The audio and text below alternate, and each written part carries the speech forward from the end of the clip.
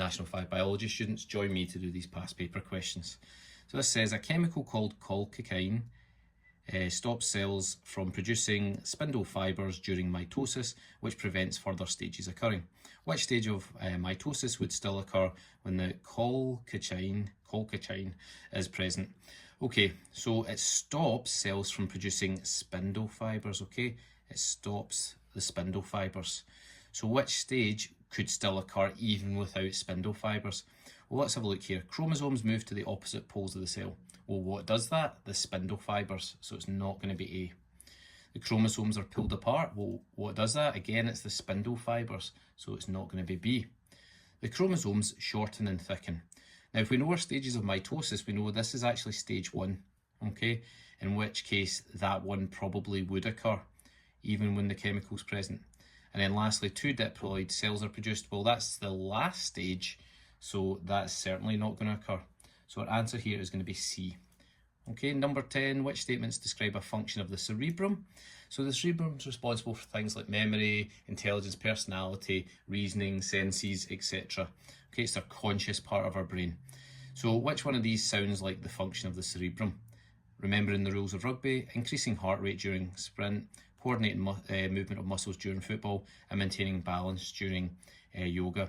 Now we know that the cerebellum is responsible for balance and muscle coordination, okay? So that's going to be cerebellum, that's going to be cerebellum as well. We know that the medulla is responsible for controlling the automatic processes like heart rate and breathing. Okay, so that one's going to be medulla. And remembering the rules of rugby, well, that's a conscious thing. That involves our memory. Okay, so we're going to have to circle that one for cerebrum there. And number 11, which row in the table identifies a hormone, its site of production, and the target tissue for that one? So let's have a look. For insulin, is it produced in the liver? No. Okay. Is it target tissue the pancreas? No. Okay, so we know that that first one's wrong. Score out A. The glycogen, is glycogen a hormone? Immediately I'm thinking that's not a hormone, so it can't be B. All right. C, glucose, is glucose a hormone? Nope. So we can score out that as well. And then D, hormone glucagon. Well, we know glucagon's a hormone, and the rhyme is when the glucose has gone, release glucagon. So that's in response to low glucose levels.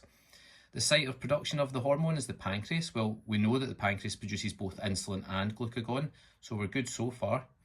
And the target tissue is the liver. Well, hopefully we know that when glucagon travels to the liver, it binds to it because it's complementary. It's got a complementary shape to the receptor on the liver, and therefore it will convert the